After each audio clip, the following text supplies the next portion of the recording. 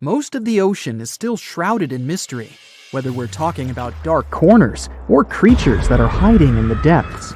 But sometimes, it gives us a peek into scary things it hides in its cold, dark depths. Like when you hear on the news that there are some deep-sea creatures washed ashore after a powerful storm once again.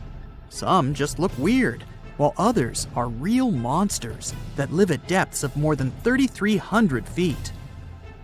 The coldest and deepest parts of the ocean have created one specific phenomenon called gigantism. So, sea spiders, squids, worms, and many other animals, mostly invertebrates, or creatures without backbones, they're all way bigger and scarier than the versions we see in the more shallow areas. In the Pacific depths, you can see a sea sponge as large as a minivan. Or what about the colossal squid that lives in subantarctic waters and is nearly 14 times longer than the arrow squid, a type that mostly lives in New Zealand?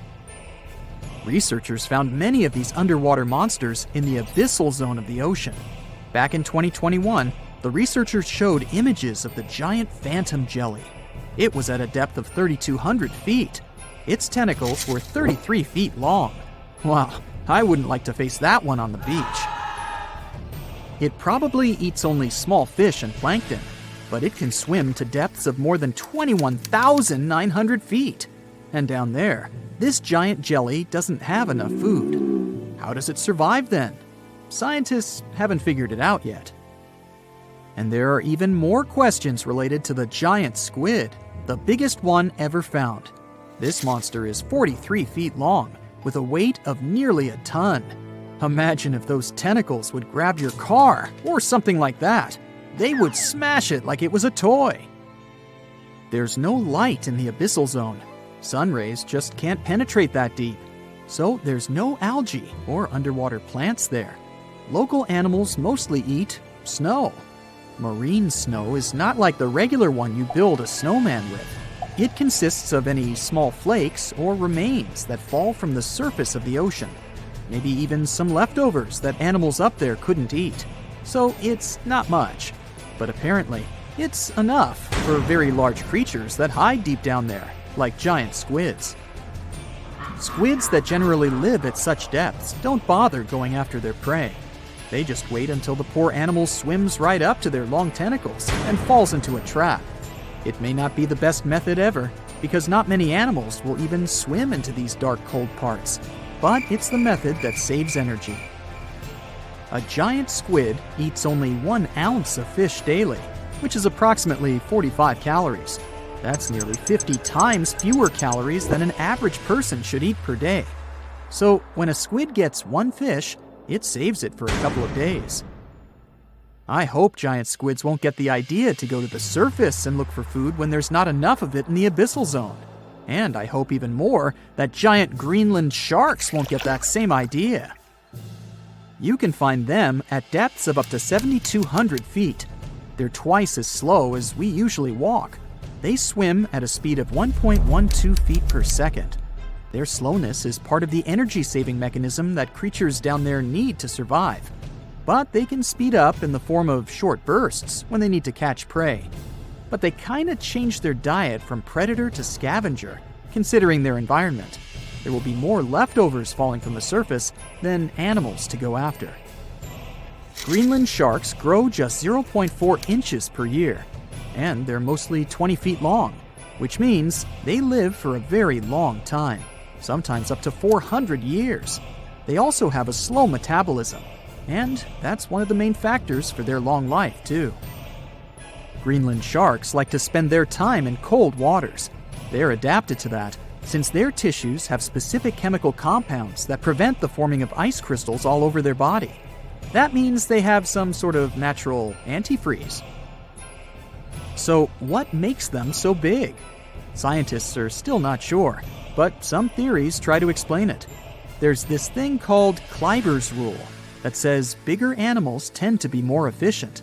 Just take a small fish and compare it to a whale with a mass hundreds of times bigger. The whale has a greater metabolism. It conserves energy more efficiently and loses less of it to the surroundings through heat. Moving on, bigger animals can ingest bigger prey. They're more likely to go through tough issues in their environment or defend themselves from predators going after them. Also, the body gets bigger when temperatures are lower. The Greenland shark is a perfect example. So are giant sea spiders. Sea spiders are generally common, and you find some very small ones at 0.04 inches.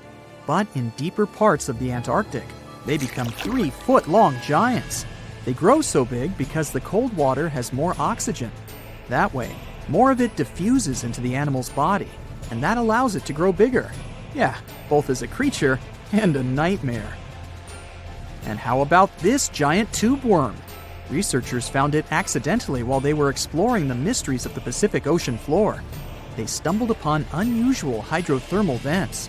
Volcanic heat is a thing that gets them going. As water seeps down through faults or cracks in the rock, these vents change their direction. When the water gets out of the vent, it's rich in different minerals and chemicals. Most animals wouldn't survive being around this toxic soup of chemicals, but not these tube worms. They came as a true surprise, because not only are they not bothered by these toxic vents and the almost boiling temperature of the water, but they developed entire ecosystems there. They're unique because they don't need sunlight to survive. Instead, small bacteria are their main source of energy. That bacteria gets their energy directly from these toxic chemicals. So it's not photosynthesis, but a process called chemosynthesis. And these tube worms don't have mouths. These bacteria live inside them. Strange story, huh? Plus, these scary worms reach up to 8 feet. Giant isopods are no better either. They lurk at the depths of the ocean of 1,640 feet or more below, far away from the sunlight, looking like some monstrous wood lice. They spend most of their time on the seabed, hoping to find some food falling from higher levels of the ocean. Check out their small hooked claws at the ends of their legs. Isopods use them to remain more stable while moving around the ocean floor. Since there's no light, they have long antennae that help them feel their way around. These sensory antennas are about half the length of their body. Giant isopods have pretty big eyes compared to their body size too. They can grow over 12 inches from head to tail. And these fellas are really patient. Remember how we said animals down there rarely get food? Sometimes they need to wait for years to get a proper meal. That's why their metabolism is amazingly slow. 5 years later. They can go for 5 years without eating anything. Imagine that. I get hungry just talking about this.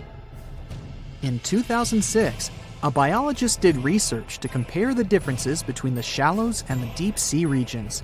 He realized the deep sea mirrors the island rule. First, isolated parts of land develop biodiversity you won't find anywhere else. Second, small-bodied life there grows much bigger when it's isolated, compared to life on large land masses. Resources are limited, but also competition and predators. And we don't know much about these deep-sea creatures. It's too expensive and too complicated to carry out such research. So we'll just wait for more raging storms to show us at least part of the monstrous world cold ocean depths hide. Welcome, dear listeners, to another episode of our exploration series. Today, we're diving deep into a world that is closer to us than the moon, yet remains largely unexplored. A world that covers over 70% of our planet's surface, yet we've only scratched the surface of its mysteries. Yes, you guessed it right. We're talking about the vast, the deep, the beautiful, and the mysterious, our oceans. Despite our technological advancements, we've explored just a mere 5% of these underwater worlds. To put that into perspective, more people have set foot on the moon than have ventured into the deepest part of our oceans, the Mariana Trench. So, buckle up as we embark on this fascinating journey, exploring the depths of our oceans, the creatures that inhabit it, the unique phenomena that occur beneath the waves, and the challenges we face in uncovering these underwater secrets. Stay tuned as we dive deeper than ever before into the mysteries of our blue planet. Let's make pause for a moment and consider the immense pressure and depth that we're dealing with. It's easy to forget when we're standing on the shore. watching the waves gently lap against the sand, that beneath the tranquil surface of the sea lies a world that is as alien to us as the surface of another planet. Imagine, if you will, descending into the ocean. As you go deeper, the light from the sun fades, replaced by an all-encompassing darkness. The weight of the water above you increases, and with it the pressure. This is a world where the pressure isn't just a metaphorical weight on your shoulders, but a literal one. At greater depths, the pressure is so intense that it's harder to send people to the bottom of the ocean than to send them into space. Yes, you heard it right. Space, the final frontier for many, is easier to reach than the depths of our own oceans. In space, as we ascend through the Earth's atmosphere, the pressure drops to zero. But in the ocean, it's a different story. The deeper you go, the greater the pressure, reaching levels 1,000 times greater than on land. It's like having hundreds of elephants standing on your head. It's a world where human beings, as we are, cannot survive. Yet despite these extreme conditions, life thrives. Creatures of the deep have adapted to survive in this high-pressure environment, leading to a biodiversity that is as stunning as it is surprising. But for us, to explore these depths, we need to overcome these challenges. We need to build machines capable of withstanding these pressures, and we need to find ways to protect ourselves from the crushing weight of the water above us.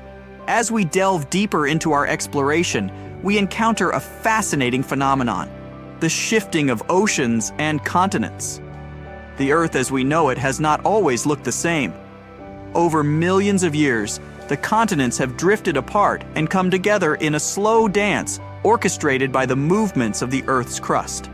The Atlantic Ocean, for instance, is a testament to this incredible geological process.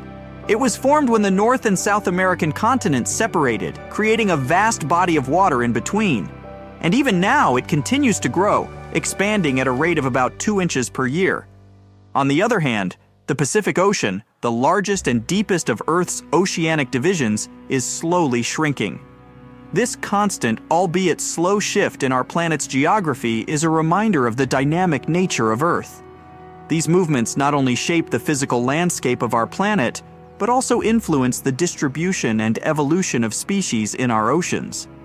The shifting continents have created diverse habitats, leading to the evolution of a myriad of marine species, each adapted to their unique environment.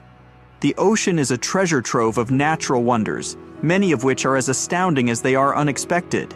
Beneath the surface, there are features that rival, if not surpass, the grandeur of those we see on land.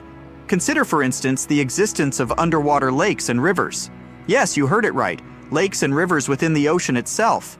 This seemingly paradoxical phenomenon is possible due to a combination of salt water and hydrogen sulfide, which is denser than the surrounding water.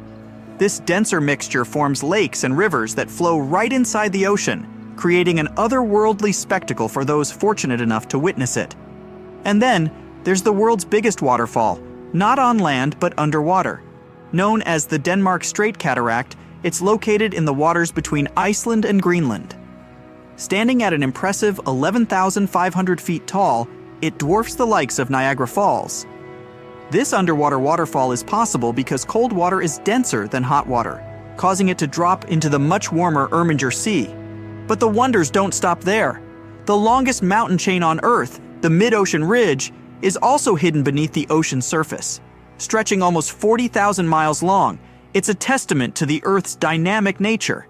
Yet, despite its size, we've studied only about 1% of this underwater mountain range. We know less about this chain than we know about the surface of Mars or Venus. These features, hidden beneath the waves, remind us of the ocean's complexity and grandeur. They challenge our understanding of the natural world and invite us to explore further, to uncover more of the ocean's secrets. As we journey deeper into the ocean, we encounter the true stars of this underwater world, the marine life. The ocean is teeming with a diversity of life forms that is as breathtaking as it is varied. From the smallest plankton to the largest whale, each creature plays a vital role in the complex web of life that exists beneath the waves. Consider the corals, not just a single organism, but a bustling community of life. These underwater cities provide shelter, food, and breeding grounds for a multitude of marine species. They are the rainforests of the sea, teeming with biodiversity. Then there are the algae, the unsung heroes of our planet. These microscopic organisms produce about half of the world's oxygen through photosynthesis, a process that also absorbs carbon dioxide, helping to mitigate climate change. The ocean is also home to some of the most fascinating creatures on Earth. Take the octopus, for example. This intelligent invertebrate has 3 hearts, 9 brains, and can change both its color and texture in a split second to blend in with its surroundings. Or the Antarctic fish, which have developed natural antifreeze proteins to survive in the icy waters of the Southern Ocean. These proteins prevent ice crystals from forming in their blood, allowing them to thrive in conditions that would be lethal to most other fish. And let's not forget the sharks, the apex predators of the ocean. With their streamlined bodies and highly developed senses, they are perfectly adapted for a life of hunting in the ocean. These are just a few examples of the incredible diversity of marine life in our oceans. Each species, each individual, is a testament to the power of evolution and the adaptability of life. The more we learn about these creatures, the more we realize how much more there is to discover. As we venture further into the depths of the ocean, we encounter creatures that seem to belong more to the realm of science fiction than the natural world. These deep-sea dwellers have adapted to survive in an environment that is among the most inhospitable on Earth. Take, for instance, the goblin shark. With its long, flattened snout and protruding jaws filled with nail-like teeth, it's a creature that seems to have been plucked straight out of a nightmare. Yet, it's perfectly adapted to its deep-sea environment, using its unique jaws to snatch up prey in the dark depths. Then there's the fangtooth, a fish that, true to its name, boasts some of the largest teeth of any fish in the ocean, relative to its body size. Despite its fearsome appearance, the fangtooth is quite small and harmless to humans. The frilled shark, another deep-sea dweller, is often referred to as a living fossil because its primitive features have changed little over millions of years. With its serpentine body and fringed gills, it's a striking reminder of the diversity of life in the deep sea. And let's not forget the Mariana snailfish, a species that calls the deepest part of the Mariana Trench home. Living at a depth of 24,000 feet, it's the deepest living fish ever discovered. In this extreme environment where the pressure is 1,000 times greater than at sea level, the snailfish thrives, demonstrating the incredible adaptability of life. These deep-sea creatures, with their alien-like appearances and incredible adaptations, challenge our understanding of what life can endure. They remind us that even in the harshest conditions, life finds a way to thrive. As we continue our exploration, we encounter a surprising fact about our oceans. They are, quite literally, a gold mine. It's estimated that there are about 20 million tons of gold dispersed throughout the oceans. However, before you start planning your underwater treasure hunt, there's a catch. The gold in the ocean isn't clustered together in easy-to-find nuggets or veins. Instead, it's spread throughout the ocean's waters, at a concentration of about 13 billionths of a gram per liter of seawater. To put that in perspective, you would need to process over 50 million liters of seawater to collect a single gram of gold. That's about 20 Olympic-sized swimming pools for a piece of gold that would barely cover your fingertip. Even on the seafloor, where gold can accumulate in higher concentrations, it's still not an easy task to extract. The gold is embedded in rocks or mixed with other sediments, requiring extensive mining operations to collect. And that's not even considering the technical challenges and environmental impacts of deep-sea mining. So while our oceans are rich in gold, it's not a resource that we'll be able to tap into anytime soon. But it's a fascinating reminder of the wealth of resources that our oceans hold, many of which are yet to be discovered. As we delve deeper into the mysteries of the ocean, let's turn our attention to a peculiar phenomenon that has puzzled scientists for decades, a unique sound known as the bloop. In 1997, researchers detected a loud, ultra-low frequency sound in the Pacific Ocean. The sound was so powerful that it was picked up by sensors nearly 3,000 miles away. The sound was dubbed the bloop, and for many years its source remained a mystery. The sound was unlike anything researchers had heard before. It was too loud to be caused by a ship or a submarine, and it didn't match the sounds made by any known marine animal. This led to wild speculations about its source, with theories ranging from giant sea monsters to underwater alien bases. However, After years of investigation, scientists were able to solve the mystery of the bloop. The sound was not caused by a giant sea creature or an alien base, but by an ice quake, a large iceberg cracking and breaking away from an Antarctic glacier. The sound of the ice quake traveled through the water, where it was picked up by the listening devices thousands of miles away. The story of the bloop is a reminder of the many mysteries that still exist in our oceans. Even with all our technology and knowledge, there are still things in the ocean that can surprise and puzzle us. As we journey further into the depths of the ocean, we arrive at a place that is as remote as it is fascinating. Point Nemo. Named after Captain Nemo, a character from Jules Verne's 20,000 Leagues Under the Sea, Point Nemo is the oceanic pole of inaccessibility. In simpler terms, it's the point in the ocean that is farthest from land. Located in the South Pacific Ocean, Point Nemo is about 1,450 nautical miles from any land. To give you a sense of just how remote it is, the closest humans to Point Nemo are often the astronauts aboard the International Space Station, which orbits the Earth from a distance of about 258 miles. This remoteness makes Point Nemo one of the least disturbed places on Earth. It's a place of profound solitude, where the vastness of the ocean can truly be felt. But despite its isolation, Point Nemo is not devoid of life. Microorganisms known as extremophiles, which thrive in extreme conditions, can be found in its waters. Point Nemo also serves as a spacecraft cemetery. Due to its remote location, space agencies around the world use it as a dumping ground for decommissioned satellites and space stations. These spacecraft, some of which carry traces of extraterrestrial material, sink to the bottom of the ocean, adding another layer of intrigue to this remote location. Our journey takes us now to the deepest point of the ocean, a place so remote and inhospitable that it has been visited by fewer people than have walked on the moon. This is the Challenger Deep, located in the Mariana Trench in the western Pacific Ocean. Named after the HMS Challenger, which conducted the first scientific survey of the trench in 1875, the Challenger Deep is about 36,000 feet deep. That's nearly 7 miles straight down. To put that into perspective, if you were to place Mount Everest at the bottom of the Challenger Deep, its peak would still be over a mile underwater. The pressure at the bottom of the Challenger Deep is over 1,000 times greater than at sea level, and the temperature is just above freezing. Despite these extreme conditions, life has found a way to thrive. Scientists have discovered a variety of organisms that call the Challenger Deep home, including single-celled amoebas known as foraminifera, and a species of snailfish that is currently the deepest living fish ever discovered. Exploring the Challenger Deep is a formidable challenge.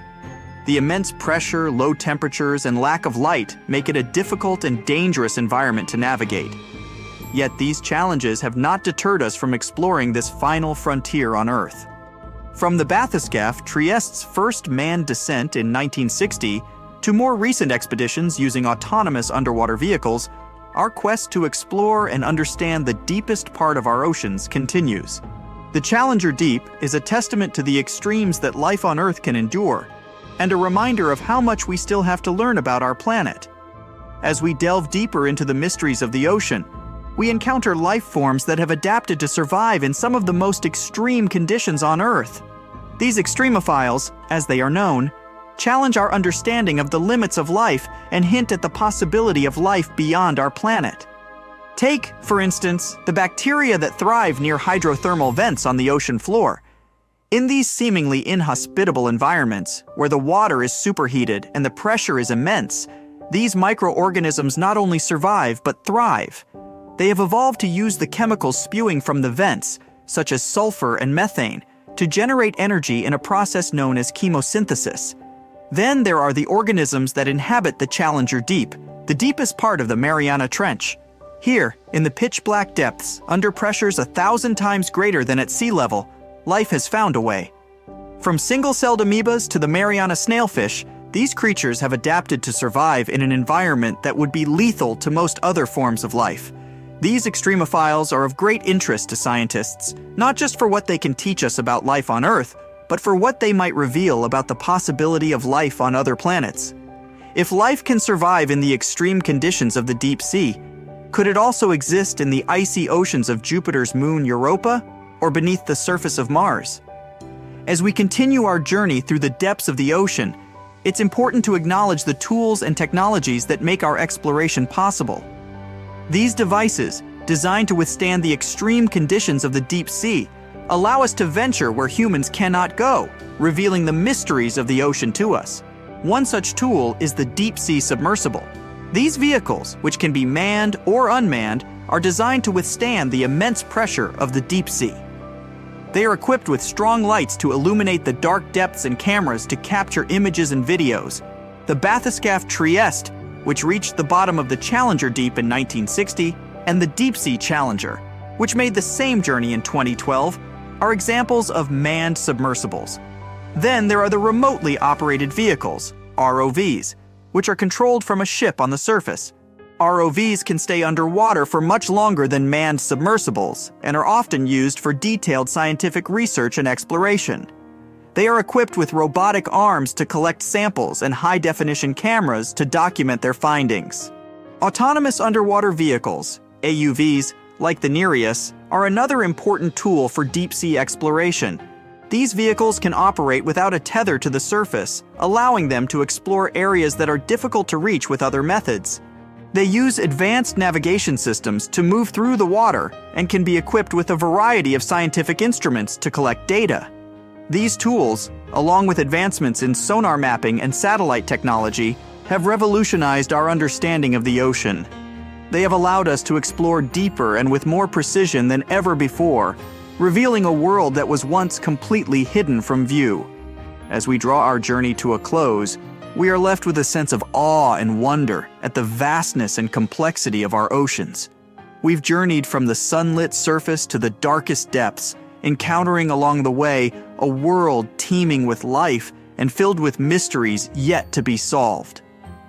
We've learned about the immense pressures and low temperatures that characterize the deep sea and the remarkable creatures that have adapted to survive in these extreme conditions. We've discovered underwater lakes and rivers, the world's biggest waterfall and the longest mountain chain, all hidden beneath the waves. We've marveled at the diversity of marine life, from the smallest plankton to the largest whale, and the crucial role they play in our planet's ecosystem. We've also learned about the challenges we face in exploring this final frontier on Earth. The deep sea is a harsh and unforgiving environment, and it takes a great deal of ingenuity and courage to venture into its depths. But as we've seen, the rewards are well worth the effort. Each new discovery brings us closer to understanding our planet and our place in it. As we conclude this journey, let's remember that our exploration of the ocean is far from over. There are still many mysteries to unravel, many species to discover, and many challenges to overcome. The ocean, with its vastness and depth, reminds us of the infinite possibilities that await us.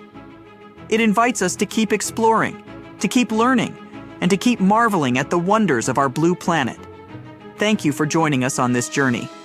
Until next time, keep exploring, keep questioning, and keep marveling at the wonders of our world.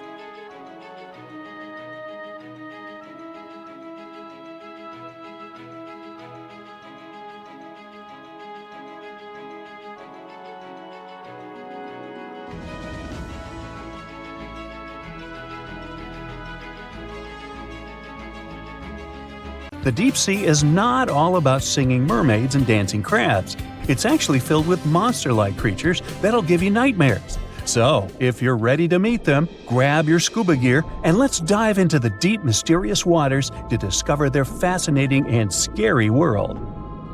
With its menacing appearance, one could call this fishy the vampire of the sea.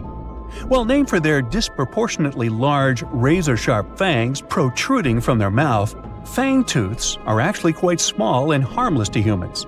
These chompers are actually more for catching prey than causing trouble, so there's no need to panic if you see one. And you'll be even more relieved to know that it's kind of unlikely for you to come across a fangtooth, since they are among the deepest living fish. A regular day in the life of a fangtooth looks like this. By day, they prefer to remain in the gloomy depths. Me too, fishies, me too. It's only towards the evening that they migrate toward the surface to have a feast under starlight. Ah, how romantic. And by daybreak, they return to the deep, What a chill schedule, am I right? So, as you can tell from their daily routine, fangtooths are among the more active deep-sea fishes. And by that I mean they seek out their food rather than just sitting and waiting. And thanks to their oversized teeth and mouth, hey, I can relate, they're able to attack prey that are even larger than themselves, which is very important in the very large, food-poor deep sea. Fitting to their environment, common fangtooths are dark-colored, either solid brown or black. And unlike most deep-sea fishes, they do not have light-producing organs or cells to communicate with each other or to attract their prey. Instead, they rely heavily on their sense of smell, in addition to making use of even the slightest bit of sunlight that makes it down to the depths. This light doesn't help them to see in any way, but it may be enough for potential prey to cast a shadow as they pass overhead, which lets fangtooths know they're around. Now here's one hilarious fun fact before we move on to the next creature. Fangtooths can never close their mouths because of their huge mouths and long teeth. But you know what? I would bet maybe $500 that my orthodontist would claim he could fix that too. Our next horrific deep-sea animal is as real as a Kraken can get. Giant squid, which actually did inspire the legends of the Kraken, live up to their name. The largest one ever recorded by scientists was almost 59 feet long. It also probably weighed nearly a ton. You would think such a massive animal wouldn't be hard to miss, but since giant squid live deep underwater, they are difficult to come by. Giant squid, along with their cousin the colossal squid, yep, they are different, have the largest eyes in the animal kingdom. They're somewhere around 10 inches in diameter. In other words, they are around the size of dinner plates. Peekaboo! Having such large eyes allows them to detect objects in the lightless depths of the ocean, where most other animals would see nothing. Nada, zippo. Giant squids have 8 arms and 2 long feeding tentacles that help them seize their prey. These tentacles are tipped with hundreds of powerful sharp teeth and are often double the length of their body. This helps them to snatch prey up to 33 feet away. Hey there, come a little closer. Most of what we know about giant squids come from those that floated to the surface and were found by fishermen. After years of research, it was only in 2012 that a group of scientists were able to successfully film a giant squid in its natural habitat for the first time. Yet again, the giant squid continues to remain largely a mystery due to their inhospitable deep-sea habitat. And maybe they're shy. Speaking of squids, this species is basically the space creature of the ocean. So, it's only been about 20 years since the big fin squid family was officially described by scientists, and there are still plenty of facts about them that are yet to be discovered. However, the big fin squid sightings as deep as 20,000 feet below the surface suggest that they can live deeper than any other known squid. You know what? Let's scratch the word space creature and call them the disco dancers of the deep sea to make things less scary. Because of their long, slender arms, adorned with extravagant rib-like fins, kind of make them look like they're ready to hit the dance floor. Anyway, these boogie arms and tentacles are estimated to max out at just under 30 feet. Aside from the estimations though, the largest known big fin squid was actually 21 feet long, with 20 feet of that being its arms and tentacles. How exactly a big fin squid uses them is still unknown, but scientists think they like to use them to trap prey that bump into them as they hang down in the water below their body or drag along the seafloor. There are only around a dozen confirmed big fin squid sightings worldwide, so you can just relax, because the chances of you getting hugged by a big fin squid are close to impossible. But I can't guarantee anything regarding your nightmares. Now, these are not one of your regular Jaws sharks. Let's start with the most strange fact about a frilled shark. It's considered a living fossil because of its primitive anatomic traits. That actually makes more sense once you learn that this species has been around for 80-some million years. So I have both good news and bad news. Frilled sharks live in the open ocean and spend much of their time in deep, dark waters far below the surface. However, they do feed at the surface of the ocean at night. When hunting food, they move like an eel, bending and lunging to capture their prey. and they can actually swallow it as whole, even if it is larger than their own size. This is all thanks to their long and flexible jaws, which are equipped with 300 recurved needle-like teeth. Okay, I am somewhat freaked out now. Unlike the rest of the deep-sea creatures I've talked about, frilled sharks might sometimes accidentally get caught in nets. So if fishing is your thing, beware. This telescope won't help you see the stars and the planets. With its protruding eyes and elongated body, this little swimmer looks like it's wearing a pair of underwater binoculars, hence the name the telescope fish.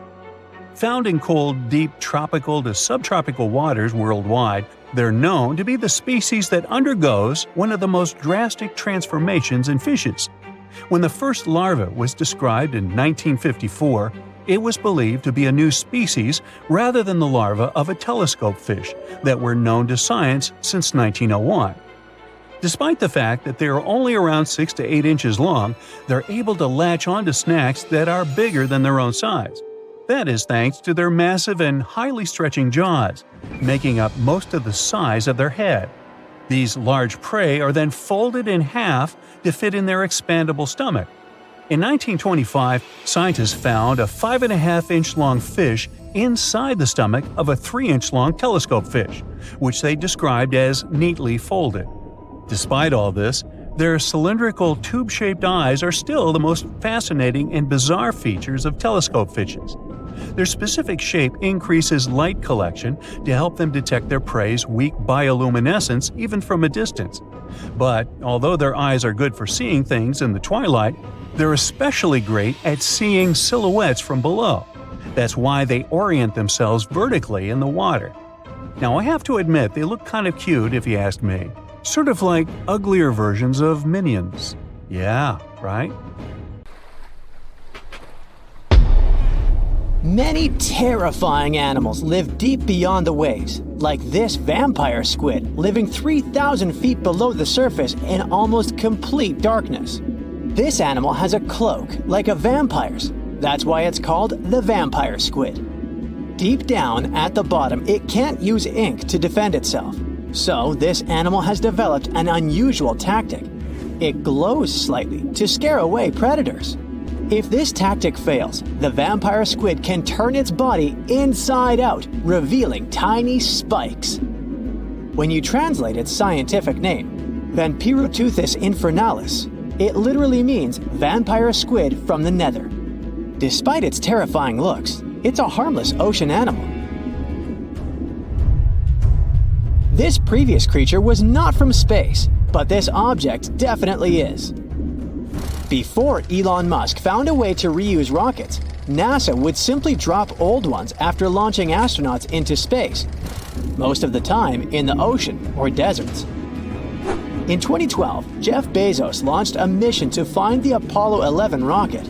They found it by using sonar, but it was in terrible condition. It was sitting on the bottom of the ocean, not far from the predicted site. They were able to rescue the engine and reconstruct 2 of them.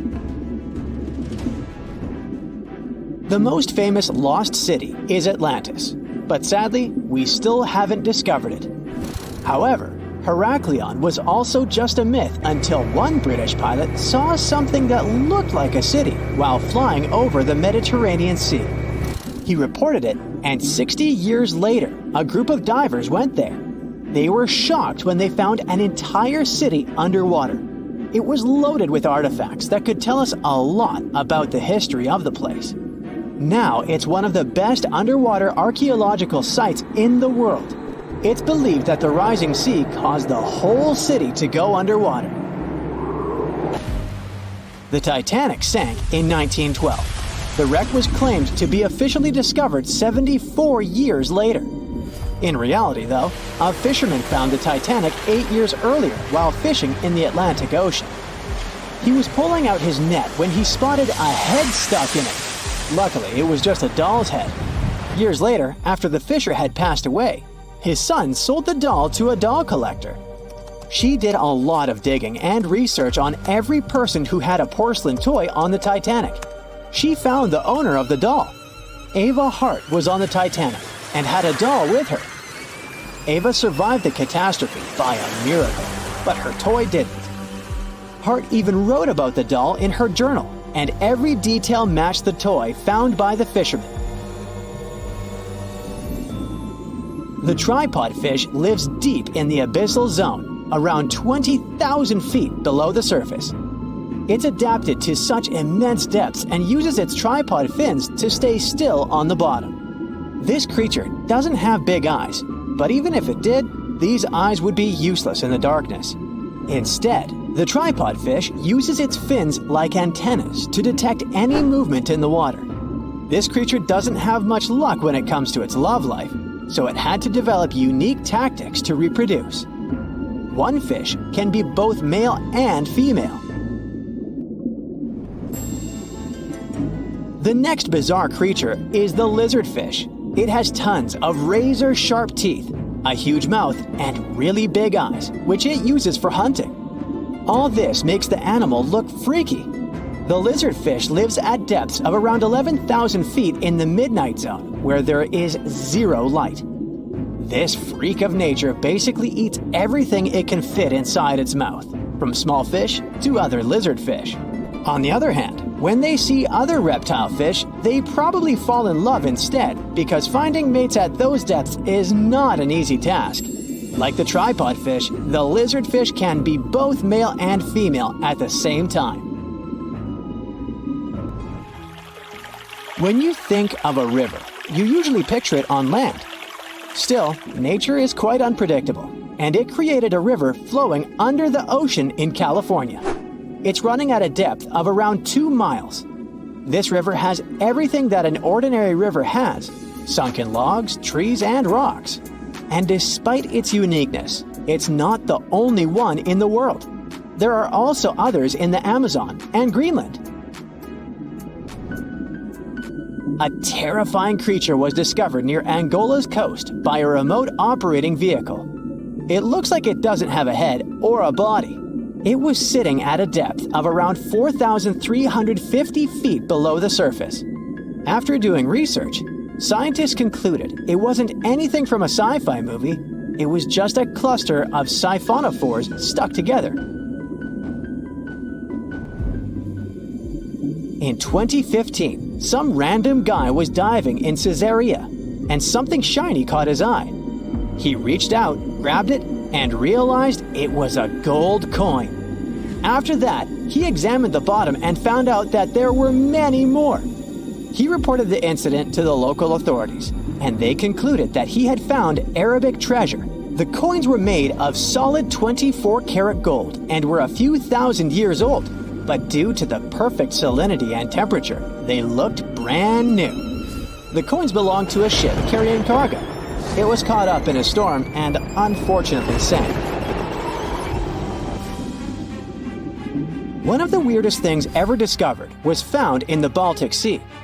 It's an anomaly that looks as if it was created by a different civilization. It was discovered by Swedish researchers, and they basically had no idea what it was. They had to ask tons of other scientists for their opinions.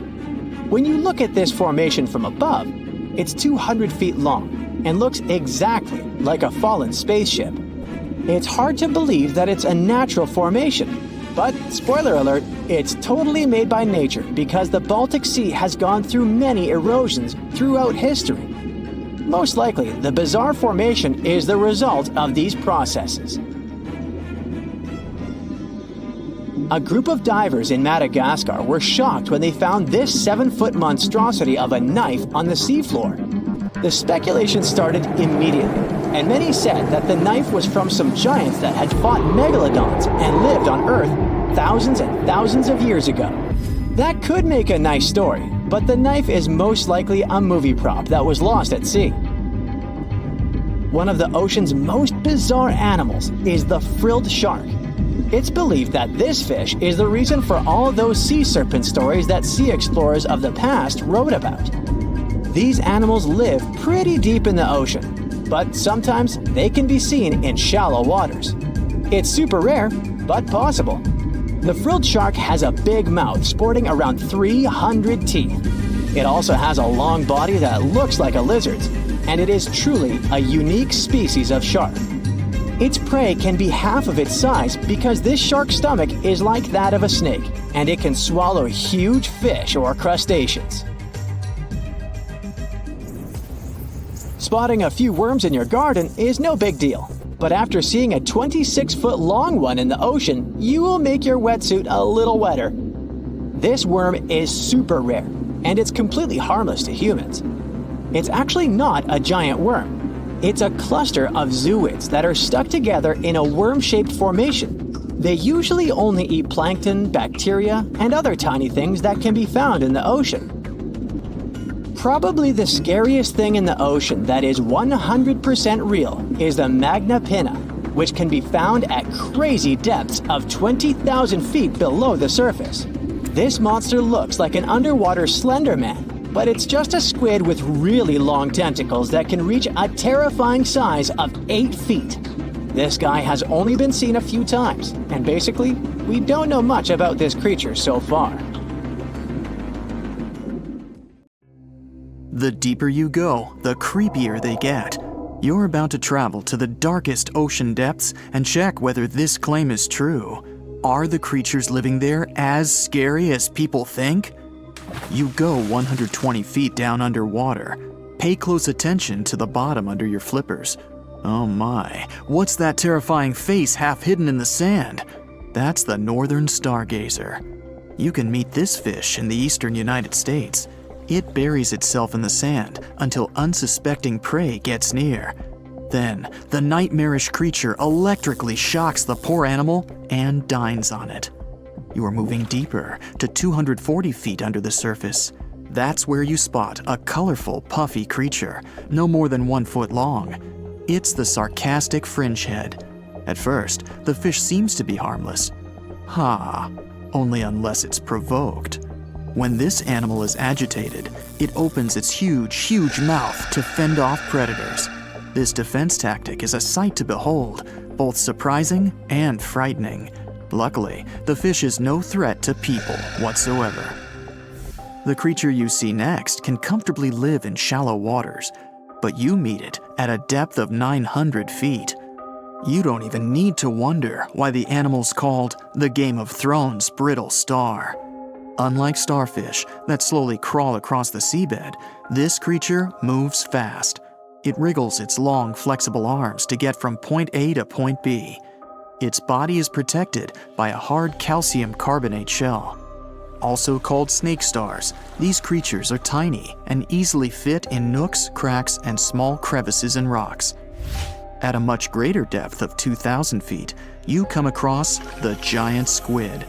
For a long time, it was thought to be a creature from legends rather than a real animal. The giant squid was first caught on camera in 2001, and it's exactly as big as its name implies. The creature's eyeballs are the size of soccer balls, and the squid itself can weigh up to 600 pounds.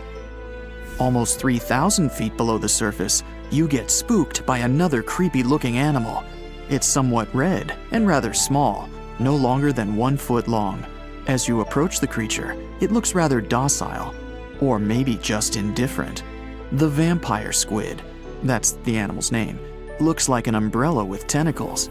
It doesn't even produce ink, so you leave it alone.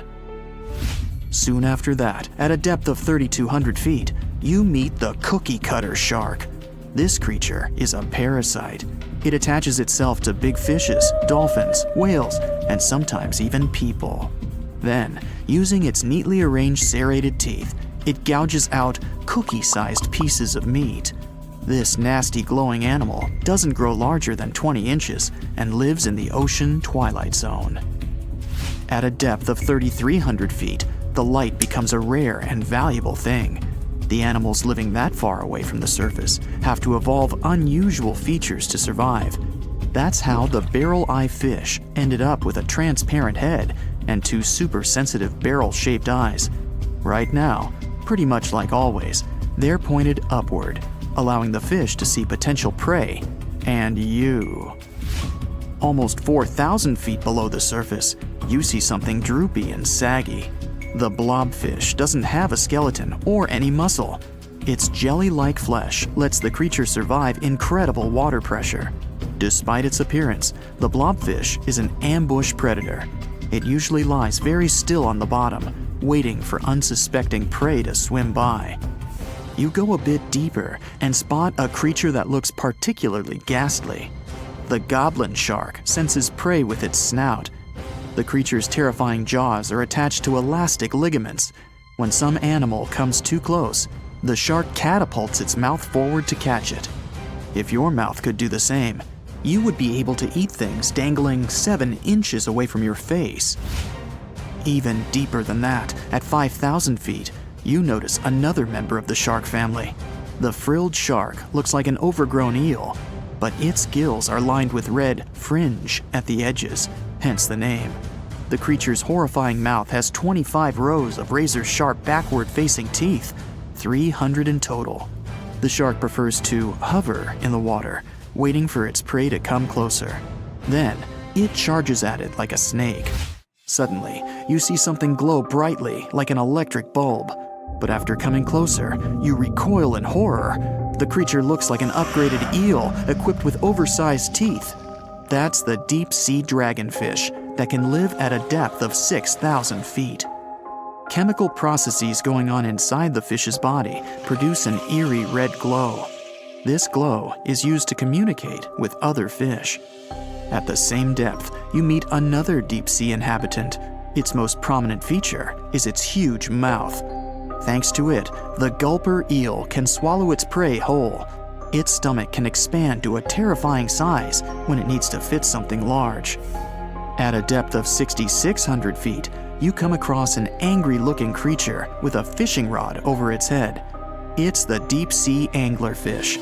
The animal has an unusual dorsal spine, even though it's worn only by females. It protrudes above their mouth and has a lure on its tip, some luminous flesh that baits prey. The anglerfish has such a big mouth and its body is so pliable that it can swallow animals twice its own size. You're 7,000 feet down when you see another fish that's glowing in the dark. The black dragonfish is a sly creature. It has its light-producing organs arranged along its belly. The spooky creature also has gleaming flashlights next to its eyes.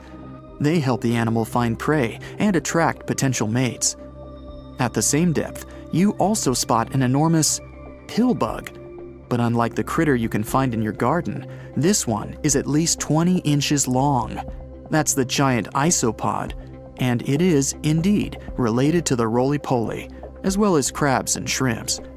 These creatures may look somewhat scary, but they're harmless. They feast on other deep-sea animals only after those have passed away. At a depth of 13,000 feet, you notice the ocean floor has become a bit fluffy. That's because it's covered with zombie worms. These creatures rarely grow to be more than 2 inches long, and still, they can break down fairly large animals, so strong the acid they produce is. The worms' feathery appearance makes them look like plants, but the truth is, these creatures munch on rock-hard bones of the world's largest animals, such as whales. The grid-eye fish almost scares you out of your mind soon after that. This creature has a pair of large greenish oval plates on the top of its head and no eyes whatsoever. Experts believe that these bony membranes detect light coming from predators, saving the fish's life. You're now 3 miles down below the surface, and that's where you spot something bizarre on the bottom. It's definitely a fish, but it's standing on the ocean floor on 3 long, rigid legs. Ah, it's the tripod fish. Curious rather than scary. This creature has adapted to the almost complete darkness by giving up on its vision. It has to rely on vibration and touch to sense prey. And then, the fish uses its fins as hands to transport food directly into its mouth. You don't have time to go any deeper before you spot the faceless fish. This slightly off-putting creature has no eyes, and its mouth, smiling a Mona Lisa smile, is underneath its body. For the first time, the faceless cusk, which is the creature's official name, was seen more than a century ago. The next time it happened was only in 2017. Once you've reached a depth of 6 miles below the surface, you see deep-sea cucumbers. These bizarre creatures are much bigger than their shallow water relatives. They spend most of their time on the sea floor. But if they need to escape predators, they are able to swim away. Deep-sea cucumbers have bright purplish coloring, tiny feet, and tentacles that surround their mouths. Cute. The question is, why do these deep-sea creatures look so scary? Life is very different there, at the bottom. Tremendous water pressure, a lack of food, and constant darkness. You have to adapt to survive in such extreme conditions. The stonefish.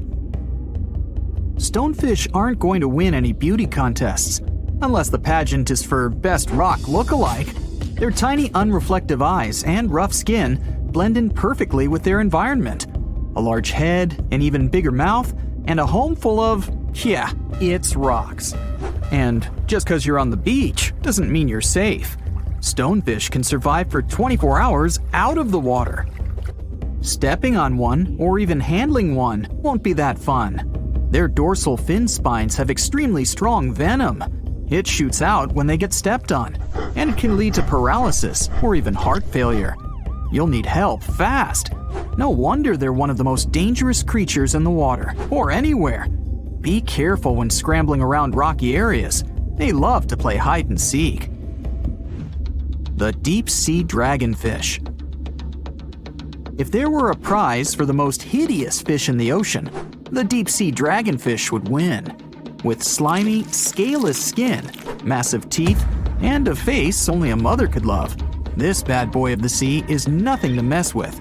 It likes to swim between 700 feet and 6,000 feet below the surface of the ocean, where the waters are the darkest and coldest. Along with some other creatures on this list, the deep-sea dragonfish relies on its bioluminescent body parts to catch prey. It also uses its hanging appendage, which boasts a little red light on the end, coming out from its lower jaw. Many fish mistake this little light for prey, luring them right into the jaws of the deep-sea dragonfish. Very clever dragonfish, very clever indeed. The fangtooth. The Mariana Trench is an underwater trench with a depth of 35,000 feet, nearly 7 miles below the ocean surface. Let that sink in. While scientists know the Mariana Trench exists, it's one of the least explored places on Earth. It's also the deepest area of Earth's oceans. And although many creatures down there probably haven't even been seen by humans yet, scientists have had the creepy pleasure of getting to know the fangtooth. The fangtooth fish shamelessly lives up to its name. Just look at that thing.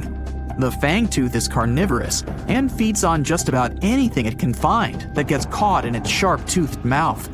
These fish rely on their contact chemoreception to find prey. In other words, they can sense chemical residue that comes off of other living organisms in the deep sea. This is because they don't have any light-producing cells on their bodies, unlike many other deep-sea fish. On top of all that, it's pretty dark down there, so whatever crosses their path, they chomp on. While these guys look pretty scary, they're not a threat to humans. They only grow about 7 inches long. Even so, I wouldn't want to run into one of these things during a relaxing swim in the ocean. The Dunkleosteus. Strangely enough, this prehistoric fish, known as the T-Rex of the seas, had no teeth. Those were replaced with bony plates that allowed it to have the strongest bite among other monsters of its size. The goblin shark. If you thought the movies about sharks were scary, this next deep-sea creature will make you swear off going for dips in the ocean forever. However, it lives 3,000 feet underwater, so you'll never likely see it face to face. The goblin shark looks like a cross between a shark and a creature from your worst nightmare. These sharks boast a protruding sword-like snout with a jaw that juts out to match. Unlike other sharks that have more of a gray hue, this creepy thing looks not so pretty and pink. Aside from their scary demeanor, what do scientists really know about the goblin shark? Well, not much, except that they can grow up to 18 feet in length. Looks like there's still a lot to learn about these guys, if you dare to. By the way, Did you know that sharks don't sleep? Many species have to keep water moving over their gills to get oxygen, so they can't fall into a deep sleep like we do. That's why they stay half awake during rest. Typically, sharks don't even close their eyes. The cookie cutter shark. This shark is a living horror, with lower teeth being big and sharp, while the upper ones are much smaller. When its teeth fall off, the shark eats them to maintain calcium levels. Pretty smart solution for a shark. The frilled shark. Studying the frilled shark is like looking through a portal back to prehistoric times. That's because scientists think that these eel-like sharks haven't changed much since their oldest ancestors roamed the deep sea waters, so they're sometimes referred to as living fossils. These sharks' mouths are filled with a terrifying 25 rows of backward-facing sharp teeth, 300 in total. They're designed to grasp prey and hold them tight so they can't get away, according to early studies of the shark conducted in 1884 and published in the Bulletin of the Essex Institute. Luckily for swimmers, the frilled sharks live between 390 feet and 4,200 feet below the ocean's surface, so they'll probably never run into them. Probably. This is probably the worst nightmare of any dentist. The northern stargazer. Take a look at this cutie. The northern stargazer is definitely not something you'd wish to see on the ocean floor. This horrid creature hides its body under the sand, leaving its face above to wait for prey. The tasseled wobbegong. Here's another carpet shark on our list. It lies low on the bottom of the sea and patiently waits for its prey to come by. The Australian ghost shark. The Australian ghost shark isn't really even a shark, but a very bony fish. It's also a living fossil. It hasn't changed within the last 400 million years. Believe it or not, sharks and humans have a common ancestor that lived around 440 million years ago. Even though we both evolved in our own way, there are still some signs of that connection. For example, the genome of an elephant shark is very similar to humans.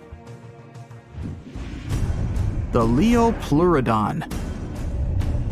This list of terrifying creatures would be incomplete without mentioning the terrifying and prehistoric Leopleurodon. This carnivorous marine reptile existed during the Colovian stage of the Middle Jurassic era and ruled the waters at 9 feet in length. Scientists believe Leopleurodon thrived in this deep-sea trench because of its ability to swim long distances and its 4 paddle-like limbs. While they probably weren't able to propel themselves toward prey like other animals of the area, they did manage to accelerate and attack very ruthlessly and efficiently. Additionally, they relied on their long snouts to smell prey, which leads scientists to believe they didn't rely on sight for hunting. This means they could have thrived in the dark Mariana Trench. Around 150 million years ago, Leopleurodon became extinct due to competition for prey against other thriving marine reptiles. And I think I speak for all of us when I say, thank goodness for that. Considering that scientists have only explored 5% of the ocean floor and found some of the scariest sea creatures imaginable, one can only dream of what other animals reside in the deep sea waters. Perhaps it's best to keep them in your imagination. Am I right? The megamouth shark. This shark is a filter feeder, and it's friendly to humans, although its huge mouth can look quite threatening. Like basking sharks, it swims with its mouth constantly wide open, as if it were on Twitter. The gulper eel. This deep-sea eel has an easily distended belly that allows it to swallow prey twice its size in a single monstrous bite. They have very unusual jaw shapes and can reach about 2 to 3 feet in length. Do you see that large log near the ocean floor? Maybe it's part of an old ship. Treasure, gold, diamonds, I'm rich! Well, as you get closer, you notice something. It's swimming! It's not a shark or a dolphin, it's a saltwater crocodile. Now don't panic. If you bump into one of these reptiles in the sea, it's unlikely it'll think of you as food. Crocodiles have a special valve in their throat that stops them from drowning underwater, but that doesn't mean they can't bite.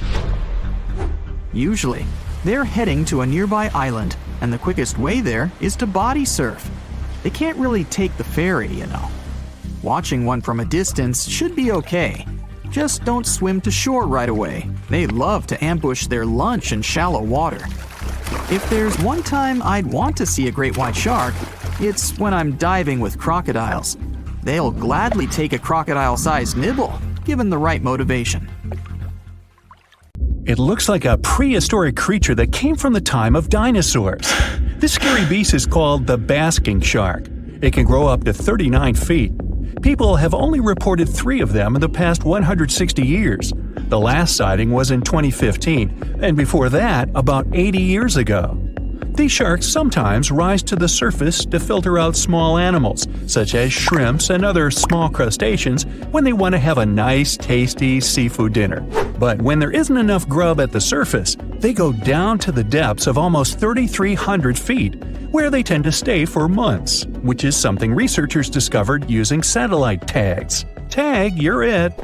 Now, basking sharks like to spend their time in more temperate waters, but they can migrate long distances. They live across the globe, but in warm tropical or subtropical areas, they won't go near the surface because they're not fans of high temperatures. The lion's mane jellyfish is not that rare, but it's fascinating how large it is. It's the biggest among jellyfish species and the longest animal. Its total length can reach 120 feet. That's approximately 23 feet more than the longest blue whale scientists know about. The jellyfish has around 70 to 150 tentacles, and they all contain huge amounts of neurotoxins that can seriously harm you if you come in contact with the animal. But people don't usually come across this type of jellyfish because it rarely lives near the coast, preferring the open ocean. Generally, you can find the lion's mane jellyfish no deeper than 65 feet below the surface, where it dines on small fishes, zooplankton, and some other types of jellyfish. It uses its tentacles to catch its value meal. Hey, you want fries with that? The giant phantom jelly comes out of the darkness and depths of the ocean's midnight zone. Its sun hat-shaped bell reaches over 3 feet across. This bell trails 4 ribbon-like mouth arms that can be up to 33 feet long. This quite rare creature uses its mouth arms to catch unfortunate animals swimming around and not knowing what's coming for them. Giant phantom jelly propels itself through the water with periodic pulses coming from its orange head. It glows faintly and mysteriously in the pitch-black depths. It lives across the globe in all the oceans except for the Arctic. I'm guessing it's too cold. Because of its odd shape, people often call the oarfish the dragonfish or sea serpent. It's about 26 feet long, which makes it the longest bony fish we know about, and lives at depths of 3,300 feet. Oarfish spend most of their time in the deep, dark parts of the open ocean in tropical and subtropical areas. They almost never come to the surface, unless, invited. It's a ribbon-shaped and shiny silver creature with a long red dorsal fin and red oar-like pelvic fins. Its body has no scales and is very thin. The fish can grow to a length of about 30 feet and weigh 660 pounds. Oarfish have really big eyes that help them see better in their dark, scary surroundings. The frilled shark is definitely one of the gnarliest-looking marine animals out there. If you saw it somewhere, you'd probably think you went back to the age of dinosaurs. Yup, the frilled shark is a prehistoric creature because its roots go back 80 million years. This living fossil can grow to be 7 feet long. It got its name from its frilly gills. Even though frilled sharks have the shark part in their name, they swim similar to an eel in a distinctly serpentine way. Its mouth is terrifying. Similar to the maw of the great white shark, it has 300 trident-shaped teeth lined in 25 rows. Hey, come a little closer, huh? Researchers discovered this creature in the 19th century, but people rarely see it, and no wonder. It usually lives at depths of between 390 and 4,200 feet. Most of the time, the frilled shark feeds on squid, swallowing them whole. Its long jaws allowed the frilled shark to gape extra wide and swallow animals half as long as its entire body. Goblin sharks are very rare. Researchers have spotted fewer than 50 of them in more than 120 years. But maybe that's for the best, since we're talking about a pretty scary fella with a narrow snout and sharp teeth.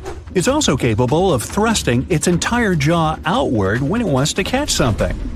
Sounds familiar. As it's lurking through the dark depths of the ocean, a goblin shark sees a small squid that looks quite yummy.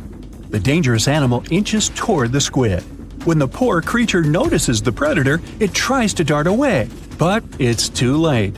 The shark has already thrust its jaw the whole 3 inches out of its mouth. This jaw is connected to the flaps of skin the shark can unfold. This helps a lot because the goblin shark is a sluggish animal, so it's pretty hard for it to chase its food. After finishing its lunch, the goblin shark puts its jaw back in its mouth and swims away as if nothing's happened. Goblin sharks mostly live at the bottom of the ocean. Like many other shark species, they prefer swimming alone. Here's a silver-colored creature with very rough skin. That's the ocean sunfish, with a total length of almost 11 feet. Its other name is mola. The ocean sunfish is the heaviest of all bony fish out there. People sometimes call it a swimming head because of its bizarre appearance. These creatures have such a weird shape because they're born with a back fin that never actually grows. It just folds into itself as the animal matures and creates a rounded rudder. The sunfish is a bit clumsy. It moves with the help of its mighty fins that allow the animal to swim on its side. This marine inhabitant is a solitary creature. It mostly feeds on zooplankton and jellyfish. The spotted wobbegong is one of the world's rarest sharks. It grows to be more than 10 feet long. It may not look as terrifying as some of its shark relatives, but it's pretty good at catching unsuspecting animals swimming past, mostly during the night. The animal has a spiracle, which is why it can breathe while staying still at the bottom of the ocean. It's motionless most of the time, which is why you can barely notice it. Its flat body and large pelvic and pectoral fins blend in with the underwater terrain. That's why they're so good at hiding. This ability helps when these sharks want to protect themselves too. Wobbegong means carpet shark. They usually live close to the ocean floor in coral reefs, on sandy bottoms, and under piers. People have even spotted the shark in the water that is barely deep enough to cover its flattened body. Now, blobfish lack teeth and bones, so they can't actively hunt. Since they don't have much muscle mass, they can barely move around. Hey, I had a roommate like that once. They get their energy from animals they scoop up from the seafloor. They also know how to conserve this energy. That's how it usually goes with deep-sea creatures. They don't have as much food as those animals that swim closer to the surface. Instead, they have special body mechanisms that allow them to save energy for the times when they don't have much to eat. Pressure at the depths where the blobfish lives is 120 times as high as that at the surface. That's why the bizarre creature looks like a weird gelatinous mass only when you bring it up to the surface. The pressure here is not strong enough to keep its body together. Hey, breaking up is hard to do. The white margin stargazer could compete with the blobfish for the title of the ugliest animal in the sea, don't you think? Now, this animal has eyes on the top of its head, together with an upward-facing mouth which the creature uses to hide itself in the sand. That's where it spends most of its time, with only its eyes protruding from the sand. It chills this way until some small animal passes by. It can lunge at its target incredibly quickly, literally within milliseconds. This creates a vacuum in the water that pulls in a crab, fish, or some other small, unfortunate animal. Another tactic involves venom. This fish has a venomous spine in its shoulder blade that helps with catching other animals and defending itself against enemies.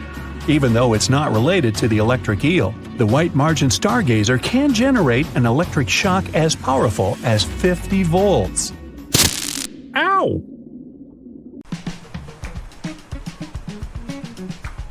Can you swim? Good. Because you're going on a journey to the deepest point of the Pacific Ocean. Now, put on your flippers. The very bottom of the Mariana Trench is awaiting. Now, get in the water. Really, come on. All right. 1 foot underwater. That's the depth you can swim with no special gear like a mask. Hey look, must be some tourists. Or whales.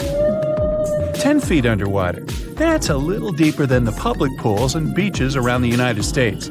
You can see colorful fish and even phytoplankton that feed on the sun's rays. 26 feet down. This is the depth at which the foundations of the floating city of Venice in Italy stand. Builders laid columns at that depth on which they later built houses and streets. 30 feet underwater. You start to feel a lot of pressure. When you're on the surface, you're under atmospheric pressure, 15 pounds per square inch. But here, at 30 feet, that pressure is doubled. All the air pockets in your body, like your lungs or ears, begin to compress from this pressure, giving you discomfort. But no worries, your organs are soft and elastic, so you can keep diving.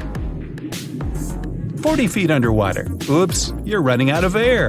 An average person can hold their breath for 30 to 90 seconds. The current record is an incredible 24 minutes and 37 seconds. Gasp. Okay, you'll need some diving equipment to continue your descent. There you go. Thank you very much. Tourists dive to this depth to look at reefs and corals. You don't need special skills for that, but you can't dive any deeper without training or a license. 45 feet down. Be careful. There's sharks swimming here looking for food, like you. Sometimes tourists descend to this depth in a safe cage to see the sharks up close. You're better off staying away from these predators and not attracting their attention. So make sure you're not wearing any bright and shiny jewelry. Sharks love that kind of thing. 62 feet underwater. You could see the Aquarius Reef Base Lab in Florida at this depth, if you were in Florida. It's really an entire building with rooms for exploring the seafloor, accessible through a hatch. 105 feet down. You see a strange bell hanging from a chain. People used to use these things for deep diving about 400 years ago. They'd lower a bell on chains with divers inside from a ship. There was enough air inside the bell for them to breathe. That way, they could explore sunken ships with treasures. 140 feet. At this depth, you could find an entire sunken city in Qianda Lake, China. You can still see streets, houses, and temples there. 330 feet. Whoa! You almost hit a huge blue whale. How could you miss it? These guys, the size of 2 train cars, usually dive to that depth. Shh! Let's listen to them sing for a while. It's beautiful. Now, let's keep going. 660 feet. This is where most of the ocean life ends. Sun rays hardly penetrate any deeper into the water. Everything below are unusual fish like this angler. They have such an unusual appearance because they have to adapt to the high pressure here. 702 feet underwater. This is the last mark where you'd see a human without diving equipment. This man holds the title of the deepest man on Earth, and he's the only one who has managed to get to this depth. The water pressure on his body here was 20 times greater than that on the surface. 985 feet. Ooh, what was that sound? Whoa, that's a submarine. That's the maximum depth they can dive to. Some of them can reach speeds of 26 miles per hour. Fun fact, an ostrich can run twice as fast, but she can't swim. 1,090 feet. Say bye to this scuba diver. You won't see them any deeper than this.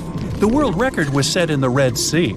It only took the diver 12 minutes to reach this depth, but it took him a whole 15 hours to return to the surface to avoid decompression sickness. So now you get an atmospheric deep diving suit. It's completely sealed, and you won't feel the insane water pressure on your body in it. 1,454 feet. If you stuck the Empire State Building in the water, its tip would be here, and all the carpet inside of it would be wet. 2,300 feet down. The water pressure here is 70 times greater than on the surface. The flexible plastic parts of your suit can't withstand that kind of pressure. So here's some urgent delivery. It's an ultra-deep submersible. Now you can continue your dive all the way down. 2,717 feet. Here you'd see the tip of the tallest building on Earth, the Burj Khalifa. Alright, who's sinking all the tall buildings around here? 5,387 feet.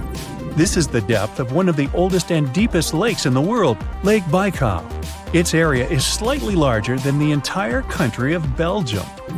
8,040 feet. That's the record depth the Perdido oil platform reaches in the Gulf of Mexico, and its above-water part with 3 decks is almost as high as the Eiffel Tower. 11,962 feet. This is the average depth of the Atlantic Ocean. You can see a huge tube as wide as a giraffe's neck, and it just seems to be endless. True, this cable connected Europe and North America and used to serve for telegraph communications. 12,303 feet underwater.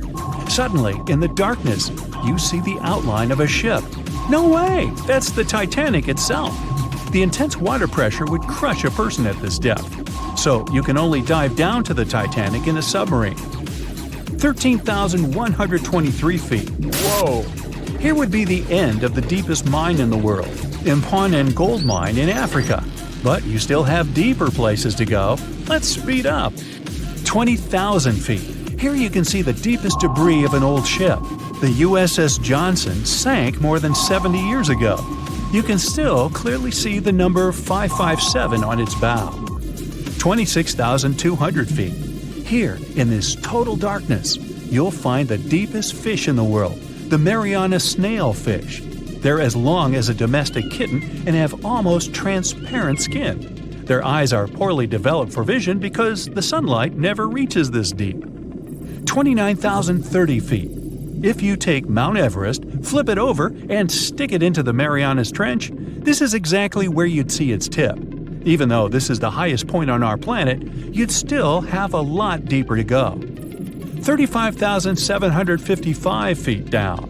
Here, in the Challenger Deep, you'd still see life. You'd need a microscope for that, though. Bacteria living here feed on organic molecules, similar to oil. A little deeper? Congrats! You've touched the bottom. It's 36,070 feet deep. The pressure here is 1,071 times higher than on the surface. But you're not the first person to have been here. One of the last expeditions to the bottom of the Mariana Trench was in 2012. An American filmmaker descended here in a submarine he designed himself. But the pressure broke some of the engines, so it was hard for him to maneuver here. The sonar was also damaged, and some of the batteries drained. He was in the Challenger Deep for about 3 hours and took many pictures and videos. If you look closely at the bottom itself, you can see bubbles. It's carbon dioxide and liquid sulfur. It's freezing here because of the extreme pressure and temperature close to freezing. But there's still life here in these harsh conditions. The 3 microorganisms are most common here: xenophyophores, amphipods, and small sea cucumbers. There's so few of them because they don't have enough food down here. Usually, there's a lot of palm leaves on the ocean floor, which get there from the land. But the Mariana Trench is 124 miles from the nearest islands. So the only food here is old plankton and fish scales from the ocean's upper layers. But it needs to travel tens of thousands of feet to become food for the bottom dwellers. But can you go even lower into the crust of the Earth? Well then, you'll need to unleash your giant drill and fire up the jet engines.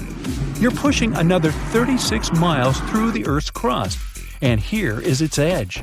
You've entered the upper mantle. It's an ocean of hot lava, 1,800 miles deep. You have to literally swim through this, reaching the outer core, another 1,400 miles deep. Then you reach the inner core, another 755 miles, and congrats! You're at the very center of the Earth. I hate to ask, but how do we get out of here? So, a mysterious discovery was made deep in the Red Sea, the so-called death pools. Woo, that's scary. In 2020, researchers embarked on a dive into the Red Sea. The mission spot was in the Gulf of Aqaba, between Saudi Arabia and Egypt. Near the end of their expedition, as they ventured deeper into the darkening waters, they noticed some strange seaweed floating above the seafloor.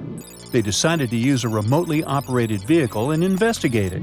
Suddenly, they discovered these strange, motionless lakes of water within the sea. These are called brine pools. They're basically pockets of salty water deep on the ocean floor. And when I say salty, I mean it. Sometimes they're up to 8 times saltier than the ocean water itself. Mysteriously, they don't mix well with the surroundings. They formed millions of years ago, sometime during the Miocene epoch, back when weird creatures roamed the Earth, like me, and deeply buried mineral deposits dissolved into the water. The largest pool spans about 170,000 square feet. Meanwhile, 3 smaller ones are under 107 square feet each. At first, this discovery didn't seem that scary. But here's why they're so horrifying. Not only are they disgustingly salty, they also lack oxygen. Now hold on a sec, isn't that normal for something that's underwater? Well, it turns out the Earth's waters are full of oxygen, and at least half of this element on our planet comes from the oceans. Just like plants on land, marine plants such as phytoplankton, seaweed, and algae munch on sunlight and produce oxygen through photosynthesis. They release lots of it into the surroundings. Marine life then eats half of it, so only about a quarter of the oxygen that we breathe actually comes from the oceans. Just like us, sea creatures need this element to survive. Without it, they can't breathe and support their metabolism to live. That's why these pools are super dangerous for most of them. It's like a puddle of thick syrup for bugs. When they get in, the poor things immediately suffocate and pass away. Which is why the pools are surrounded by a graveyard of marine animals. But let's see how these things can exist in the first place. Have you ever tried making ice cubes from salty water? Spoiler, it's pretty hard. When you add salt, the water gets harder than usual to freeze, a phenomenon that has a funny name, freezing point depression. Oh, that's because salt interferes with the hydrogen bonds between water molecules. As it finally freezes, stuff like particles, dirt, or dissolved salts get pushed out to the sides.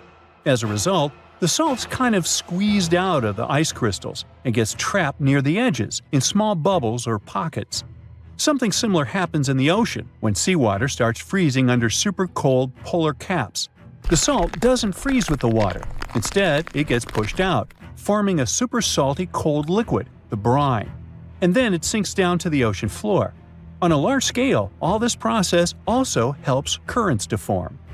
Despite being so dangerous, the pools are still full of microbial life, because microbes couldn't care less, they'll survive anywhere. There are literally thick mats of them in the brines. There are also some salt-loving creatures, like shrimps and eels, hovering around the pool's edges. They're being super creepy, waiting to catch unsuspecting prey that ventures too close to the toxic death pool. Ew. Well, it sounds icky, I know. But this discovery gives us some fascinating insights into how life might have originated on Earth. We already know from the evolution theory that we came from the ocean, but now scientists think that life might have begun in the deep sea in some super dark, oxygen-free places. These brine pools are like time capsules. They're one of the closest things we found to the early Earth. They can tell us the planet's history of earthquakes, floods, tsunamis, and more. For example, they have some traces of rainfall that happened over 1,000 years ago. And they can also help us search for life on other water-rich planets. For example, Mars most likely used to have huge oceans on it. Now, NASA scientists want to send a special instrument called HABIT for a special red planet mission to study things similar to our brine pools. This will tell us more about how life appears and survives in the universe. There is lots of unexplored fascinating stuff like this in the Red Sea. That's why scientists conducted the so-called Decade Expedition and spent around 5 months exploring the place. This expedition was launched by the National Center for Wildlife. They made so many remarkable discoveries that now we've got 77 new research papers. For example, they found over 10 blue holes, incredible underwater sinkholes that host unique ecosystems. They also learned that dolphins can use those blue holes to protect their young from predators. Scientists also found traces of great white sharks, a creepy community of deep-sea lanternfish living in low oxygen conditions, and even a new coral species.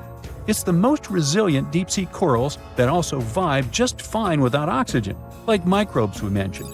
Speaking of which, research also showed us some new ancient thermal vents and large blobs of microbial formations near Fearsome Island. Now, can you believe that with all that, we only explored 5% of the ocean? It's divided into several layers based on depth. Each layer becomes darker and more isolated from sunlight as we go deeper. The places that no sunlight can reach are terrifying. Now, the fun, cute layer with dolphins and turtles is called the epipelagic or sunlight zone. It's so tiny, but even this layer is about 650 feet deep. Then we have the mesopelagic or twilight zone. It's the layer of mysterious octopus, shark, and other loners which extend to about 3,000 feet down. And then the horrors begin after this one. We encounter the bathopelagic or midnight zone. It extends to 13,000 feet below the surface, about a half of Everest above you. Here we have the famous poor blobfish, squids, and anglerfish. Below it is the abyssal zone. It extends to about 20,000 feet deep. Since there's not much sunlight or oxygen, as we mentioned, most creatures here are quite small, like tube worms and shrimp.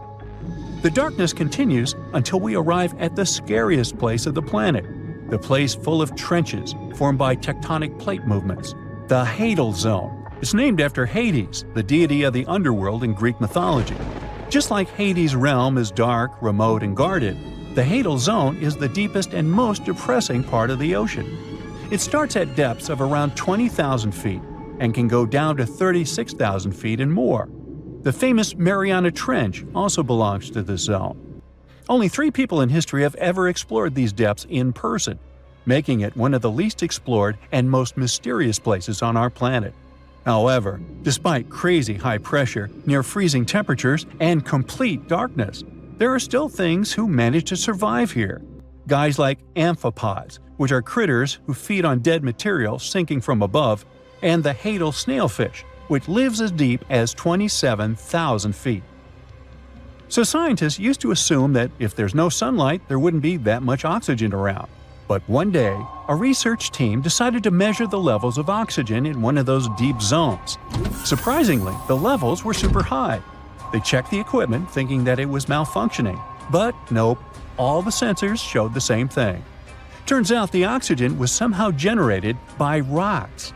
These small potato-sized rocks on the seafloor are called polymetallic nodules. They're rich in metals like copper, nickel, and cobalt, and they're basically like small batteries. When you put a battery in salt water, it can produce bubbles of gas, a process called electrolysis. In the same way, these rocks create tiny electric currents, which are powerful enough to produce the same gases, splitting water molecules into hydrogen and oxygen. It's the first time we saw oxygen being produced by some non-living minerals. This is what scientists now call dark oxygen. It turned out that about half of large marine species, or megafauna, were living just on dark oxygen alone. All these discoveries are reshaping our understanding of where and how life could evolve. It means that we might be able to find life on other planets or satellites with low oxygen conditions, like Enceladus and Europa, the moons of Jupiter and Saturn, and they have large bodies of frozen water on them. Wow!